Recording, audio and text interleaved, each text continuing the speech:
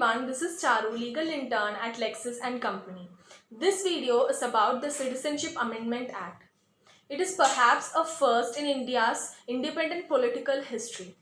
The protest against the Citizenship Amendment Act in the year 2019 has spread to almost every corner of the country, yet the reasons for the protest vary with the geography. Some are protesting because the CAA allegedly violates the secular identity of the country, while others fear it will endanger their linguistic and cultural identity. Yet others believe that while the CAA itself is innocuous, combined with the proposed nationwide National Register of Citizens, also referred to as NRC, an exercise that has run into controversy in Assam, it will become a tool to exclude the Muslim population of the country. That the union government has been hit hard by this allegation is evident from the fact that Prime Minister Narendra Modi has publicly contradicted Home Minister Amit Shah's assertion that a nationwide NRC will be prepared by the year of 2024. Now let's see a few questions that would rise in this subject. So why has the country against the NRC, which has made even the Modi government do a old face?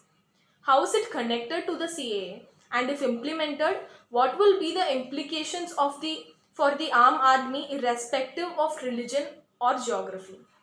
Before all this, let's first address the question, that is, what is CAA?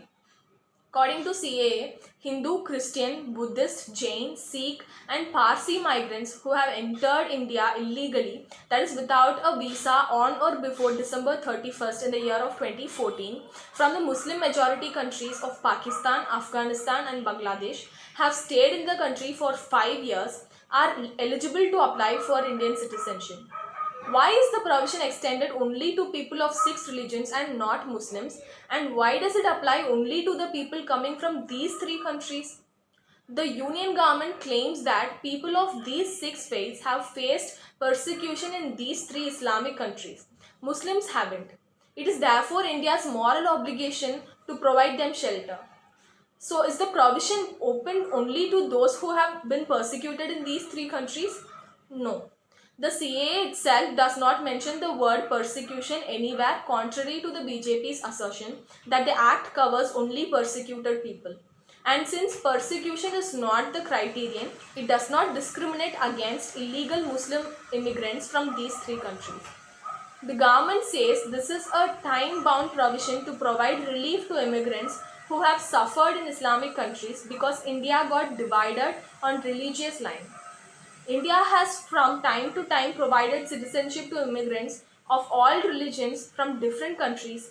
Sri Lankan Tamil Hindus too were given citizenship in the year of 1970s and 1980s. The union government has openly said that the Rohingyas are a threat to national security. Even an Islamic country like Saudi Arabia has deported Rohingya migrants. The BJP's logic is that Hindu migrants have only India to fall back on, while Muslim migrants have several Islamic countries to seek shelter in. Is it not unconstitutional and against India's secular ethos to discriminate on religious lines? 65 writ petitions have been filed in the Supreme Court challenging the legal validity of the CAA. The apex court has asked the union government to respond by the second week of January.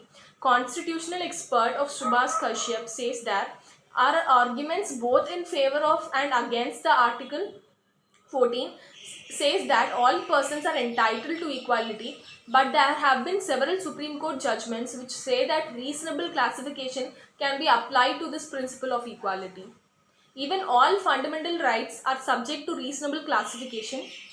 Anyone can challenge the act in the apex court, and the future of the act will depend on whether the Supreme Court accepts the classification made within this act as reasonable enough.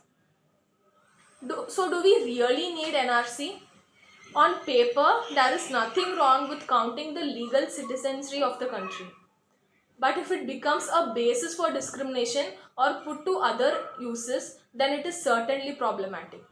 Besides, it will be an enormous exercise given the size of our population and other complexities.